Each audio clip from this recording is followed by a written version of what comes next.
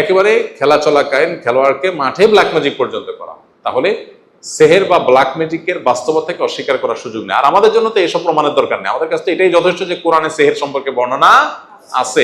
So এটা কার্যকর, এটা বাস্তব, পৃথিবীর কোনো মানুষও বুঝে আসুক বা না আসুক। কেউ যদি কারো ক্ষতি করার জন্য কুফরি বা কালো জাদুর তাবিজ করে, তবে এক্ষেত্রে ভুক্তভোগীর করণীয় কি? আজকাল ঘরে ঘরে এই জিনিসটি হচ্ছে, কেউ কারো ক্ষতি করার জন্য যদি কুফরি করে, ব্ল্যাক ম্যাজিক করে।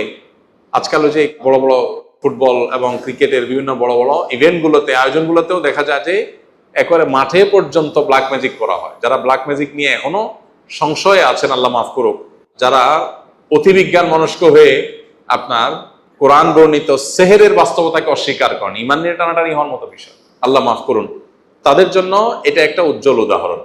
হ্যাঁ, পৃথিবীতে এখন এটা ওপেন সিক্রেট, বিভিন্ন মেইন স্ট্রিম গণমাধ্যম, ইন্টারন্যাশনাল মিডিয়াগুলোতেও এটা নিয়ে প্রচুর নিউজ হয় অহরহ। একেবারে খেলা চলাকালীন খেলোয়াড়কে মাঠে ব্ল্যাক ম্যাজিক পর্যন্ত করা, তাহলে সেহের বা ব্ল্যাক ম্যাজিকের বাস্তবতাকে অস্বীকার করার সুযোগ নেই। আর আমাদের জন্য তো এসব প্রমাণের দরকার নেই, আমাদের কাছে এটাই যথেষ্ট যে কোরআনে সেহের সম্পর্কে বর্ণনা আছে। সো এটা কার্যকর, এটা বাস্তব, পৃথিবীর কোনো মানুষও বুঝে আসুক বা না আসুক, মানুষ সব বুঝে ফেলবে, নট নেসেসারি। বিজ্ঞান সব সমস্যার সমাধান দিতে পারে না, পারবেও না।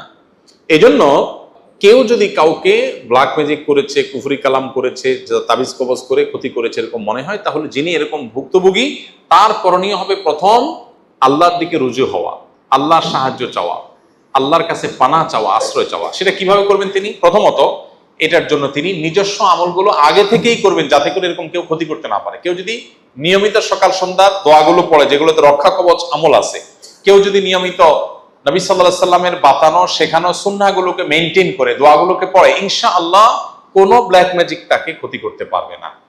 চাঁদের 13, 14, 15 আইয়াম বীজের রোজা, এটা ব্ল্যাক ম্যাজিক থেকে মানুষকে সুরক্ষা দেয়। সূরা বাকারার তেলাওয়াত যদি শুনে, এটা মানুষকে সুরক্ষা দেয়। এরকম বহুবিধ উপায় আছে। আমরা আমাদের আসুন্নাহ ফাউন্ডেশন থেকে একটা ছোট লিফলেট প্রকাশ করেছি এই রুকিয়া প্রসঙ্গে। কেউ যদি নিজেকে সুরক্ষিত রাখতে চায় এই সমস্ত ব্ল্যাক ম্যাজিক, বদনজর ইত্যাদি থেকে, তার জন্য কিছু গাইডলাইন দেওয়া আছে। এটা যে কেউ আমাদের ওয়েবসাইটগুলো থেকে ফ্রি ডাউনলোড করে নিতে পারেন, আর ফাউন্ডেশন থেকে সরাসরি কেউ জোগাড় করতে পারেন। স্কিলের ভাইদের জন্য আমাদের দাওয়ার টিমের ভাইরা এই কাগজটা ফাউন্ডেশন থেকে জোগাড় করে সবাইকে দেওয়ার ব্যবস্থা করবেন ইনশাআল্লাহ। তো এখানে কিছু গাইডলাইন দেওয়া আছে, এটা ফলো করতে পারেন। আর যদি আপনি ইফেক্টেড হয়েই যান, কেউ আপনাকে ক্ষতি করে ফেলেছে, তাইলে আপনি রুকিয়া করবেন। রুকিয়া মানে ঝাড়ফুঁক। কোরআনে কারিমের সিলেক্টিভ আয়াত পড়ে ফু দিবেন নিজের শরীরে, পানিতে, খাদ্যে, পানীয়তে, এবং নিয়ত করে ওই আয়াতগুলো পড়বেন, আল্লাহর কাছে দোয়া করবেন, আল্লাহ তাআলা হেফাজত করবেন।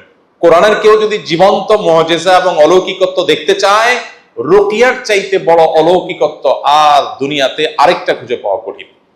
এক আল্লাহর বান্দা, আমার পরিচিত, নাম বললে আপনারা অনেকেই চিনবেন, অনেক সুপ্রসিদ্ধ এখন একজন লেখক। তার লেখালেখি ধাঁচ ধরন দেখে, দীর্ঘকাল থেকে তার যে অ্যাক্টিভিজম, এটা দেখে স্বভাবতই বোঝা যায় তিনি আসলে বামপন্থা অনুসরণ করেন। বামপন্থা অনুসরণ করেন মানে তো আমরা বুঝি নাকি। এই আল্লাহর বান্দা দেশের বাইরে থাকেন। এর আগে আমি হয়তো বলেছি, ওনার মেয়ে অসুস্থ। তিনি বিভিন্নভাবে আমার নাম্বার জোগাড় করার চেষ্টা করেছেন। এটা যখন আমি টের পেয়েছি, আমি নিজে থেকে তার নাম্বার জোগাড় করে তার সাথে আমি যোগাযোগ করেছি।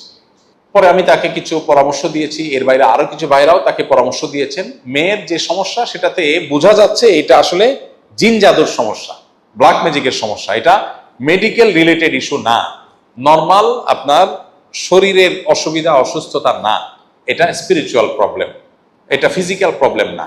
এটা মোটামুটি বোঝা যাচ্ছে। কিন্তু যেহেতু ওই যে বিজ্ঞান এটাকে স্বীকার করে না, এই জন্য ডাক্তাররা ওখানে তাদের যা আছে শারীরিক ট্রিটমেন্টের জন্য তারা ওইগুলোই করতেছে। দীর্ঘদিন ধরে করলো, কোনো ভালো নামগন্ধ নাই। একদিন উনি আমাকে ফোন করে বললেন, ভাই, মেয়ে একটা হসপিটালে ভর্তি আছে, সম্ভবত আইসিইউ বা এরকম গুরুত্বপূর্ণ কোনো ওয়ার্ডে বা আপনার গুরুত্বপূর্ণ কোনো ডিপার্টমেন্টে। তো বলো যে সেখানে ভর্তি অবস্থায় হঠাৎ করে মেয়ে নাই, উদাও। একটা হসপিটাল থেকে একটা রোগী, তাও মুমূর্ষ রোগী, নাই। কিভাবে নাই? কোথাও তাকে পাওয়া যাচ্ছে না, সিসি ক্যামেরা দেখেও কোনো হদিস পাওয়া যাচ্ছে না, হঠাৎ করে নেই। পুলিশ, সে উন্নত দেশ, সেসব দেশে মানুষ যদি একটা শুয়ে বের করা সম্ভব হয়, এত উন্নত টেকনোলজি, সব এআই ক্যামেরার অধীনে, পুলিশ সাথে সাথে ইনভেস্টিগেশন চালাচ্ছে, পুলিশে কোনো হদিস বাইর করতে পারে না। অনেক খোঁজাখোঁজির পরে পাওয়া গেল বহু দূর, আরেক দূরে, বহু 100 কিলোমিটার দূরে আরেক শহরের একটা হসপিটাল। কিভাবে সে সেখানে গেছে সেও বলতে পারে না, কেউ বলতে পারে না। এর কোনো ব্যাখ্যা তাদের কারোর কাছে নাই, পুলিশের কাছেও নাই, এআই ক্যামেরার কাছেও নাই, কিন্তু সে সেখানে আছে। এরকম আরো অনেকগুলো ঘটনা আমাকে বললেন যে ভাই এগুলো ঘটেছে। এটা কয়দিন আগে ঘটনা, এই 1-2 মাস আগের ঘটনা। সর্বশেষ তিনি কয়দিন আগে আমি বলেছি আপনি রুকিয়া করে যান, কোরআনের তেলাওয়াত, রাকিদের সাথে যোগাযোগ করায় দাও। আলহামদুলিল্লাহ তিনি করেছেন, মেডিকেল ট্রিটমেন্টও চলেছে। আলহামদুলিল্লাহ তিনি আমাকে যে কয়েকদিন আগে মেসেজ দিলেন, ভাই দেশে আসতেছি, আমার মেয়েটা এখন পুরোপুরি সুস্থ এবং পড়াশোনা করছে আলহামদুলিল্লাহ। কোরআনের অলৌকিকত্ব যদি কেউ দেখতে চায়, রুকিয়ার চাইতে কাছাকাছি কোরআনের অলৌকিকত্ব দেখার আরেকটা আইটেম পাওয়া কঠিন। এই জন্য কেউ যদি আপনাকে ব্ল্যাক ম্যাজিক করেছে, তাবিজ করেছে, ক্ষতি করেছে এরকম মনে হয়, তাহলে আপনার কাজ হলো রুকিয়া করা। রাকি দিয়ে রুকিয়া করা যায়, কিন্তু ভালো হয় সেলফ রুকিয়া, নিজের রুকিয়া নিজে করবেন। আপনি বলবেন আমি কিভাবে করবো? রাকিদেরকে বলবেন ভাই কি কি আয়াত পড়ে ফু দেন, ওই আয়াতগুলো আমাকে জানায় দেন, ওই লিস্ট অনুযায়ী দেখে দেখে আপনি পড়ে ফু দেন, ব্যাস দ্যাটস ইট। এটা রাকির মুখের আলাদা কোনো কারামতি নেই। কারামতি হলো কোরআনের, মজেজা হলো কিসের? কোরআনের। সো আমরা অনেকে এখানে ভুল ধারণার মধ্যে আছি, আমরা মনে করি না রাকিদেরকে দিয়েই রুকিয়া করাইতে হবে। হ্যাঁ এটা ঠিক, রুকিয়াতে অনেক লম্বা কেরাত, লম্বা পড়তে হয়, সবাই সেটা পারে না, সেক্ষেত্রে রাকির সাপোর্ট নেওয়া যায়, কোনো অসুবিধা নেই। অনেক সময় অলসতা হয়ে যায়, নিজের দ্বারা হয় না, এই জন্য কাউকে আপনি সেট করলেন, ওকে রাকি দিয়ে করেন। কিন্তু রাকির মধ্যে কে ভেজাল, কে ভেজাল না, কে টাকার জন্য, কে ধান্দার জন্য, কে ফাঁকি দেয়, কে ফাঁকি দেয় না, আপনার সন্দেহ কনফিউশন আছে। আমরাও ব্যক্তিগতভাবে কাউকে সচরাচর অফিসিয়াল আমরা রেকমেন্ড করি না। এক্ষেত্রে সমাধান হলো নিজের রুকিয়া নিজে করা। আমার পরিচিত এরকম ভাই ব্রাদার আছে আলহামদুলিল্লাহ। আমাদের ইন্ডিয়ান নাহিদ ভাইয়ের কথা আমি বিভিন্ন সময় বলেছি যে ওনার বাসায় জিনের উপদ্রব বাচ্চাদের মধ্যে এমন এমন ডিস্টার্ব, শুনলো অবাক করার মতো। নাহিদ ভাইকে আমরা সবাই চিনি, আমাদের এই যে এখানকার এই বিল্ডিং এর স্ট্রাকচারাল ইঞ্জিনিয়ার উনি, আপনারা অনেকেই চিনেন। তো নাহিদ ভাই বলতেছিলেন যে কোভিড-19 সময় বলতেছিলেন, বলেন যে ভাবির কথা বললেন যে কোমড়া কেটে ফালি করে রাখছে, এক পাশে একটা আরেকটা কাটতেছে, কাটার পরে দেখে যে এটা নাই। নাহিদ ভাই এখনো বেঁচে আছে, জিজ্ঞাসা করতে পারে। আমাদের এই বিল্ডিং এর স্ট্রাকচার ইঞ্জিনিয়ার এখানে আসেন প্রায়, উনি বুয়েট পড়ুয়া ইঞ্জিনিয়ার, ওনার ওয়াইফ ভাবিও বুয়েট পড়ুয়া ইঞ্জিনিয়ার। তার ঘরে এই ঘটনা, বলে যে ডিম রাখা আছে ফ্রিজে, হঠাৎ করে দেখি ঘরের মাঝখানে মেজের মধ্যে ঠাপ করে পড়ছে। ওনার বাসা আমি গেছি একবার, বাসার ওই যে বারান্দার ওখানে ফুলের টবে ফুল গাছে ফুল ধরে আছে, বলে যে ফুল ছিঁড়ে নিচে ফেলা দিছে, বাচ্চারা দিছি মায়ের, ফুল ছিঁড়ছস কেন? পরে দেখি পরের দিনে একই অবস্থা, বাচ্চা ওর দ্বারা কাছেও যায় না।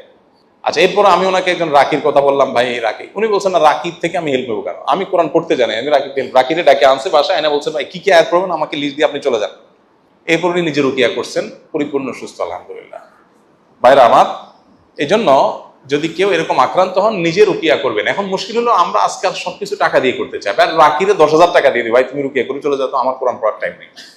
আল্লাহর ঠেকা পড়ে না এই লোককে সেবা দেওয়া, আল্লাহর ঠেকা পড়ে নাই যে আল্লাহর কালাম দিয়ে আপনাকে অলৌকিকত্ব দিয়ে আল্লাহ আপনাকে সেবা করাবেন, আল্লাহ ঠেকা পড়ে নাই। এতটুকু চেষ্টা করতে হবে। এখন আমরা দুনিয়াটা সব ওই ট্যাবলেটের মধ্যে নিয়ে আসছি, দুনিয়া সব কিসে নিয়ে আসছি? ট্যাবলেটের মধ্যে, খাওয়াই দাও শেষ। দিন এত সহজ না, একটু স্ট্রাগল করতে হয়। প্রকৃতিগত সিস্টেমটাতে একটু স্ট্রাগল করতে হয়, আর এই আর্টিফিশিয়াল সিস্টেমে স্ট্রাগল করতে হয় না। সবকিছু দেখবেন দেন দেন হয়ে যাচ্ছে, ওই যে দাজ্জালের মতো। দাজ্জালে সবকিছু নগদ, আমার প্রতি ইমান আনো, এই যে নগদ জান্নাত পেয়ে যাবো। আল্লাহ প্রতি ইমান আনলে আল্লাহ কিন্তু নগদ জান্নাত দিবেন। আল্লাহ বলবে তুমি ইমান আনছো যে পরীক্ষা দাও 60 বছর 70 বছর, তারপরে জান্নাত। তাহলে দাজ্জালের সিস্টেম আর আল্লাহ সিস্টেম বেশ কম আছে না? নাই। দাজ্জালের প্রতি ইমান আনবেন, সাথে সাথে তার হাতে নগদ জান্নাত, সেগুলো জান্নাতে ঢুকে আসলে জাহান্নাম। ওইটা আসলে কি? জাহান্নাম। এই জন্য ভাই নগদ কাজ করবে, একদম গুলি মতো কাজ করবে, আপনি ট্যাবলেট খাইলে মানুষ অসুখ ভালো হয়ে গেল, এটা ন্যাচারাল সিস্টেম না। ন্যাচারাল সিস্টেম হলো আস্তে আস্তে আস্তে আস্তে অটোমেটিক একটা সময় ভালো হবে। তারপরও কোরআনে কারিমের অলৌকিকত্ব কখনো কখনো দেখা যায় তৎক্ষণাৎ কাজ করে। তাহলে যিনি আক্রান্ত হয়েছেন তিনি নিজে রুকিয়া করবেন বা রাকিদের শরণাপন্ন হবেন, ইনশাআল্লাহ তাআলা তাকে শেফা দান করবেন, সেটা শুধু কারো পরামর্শ নেবেন।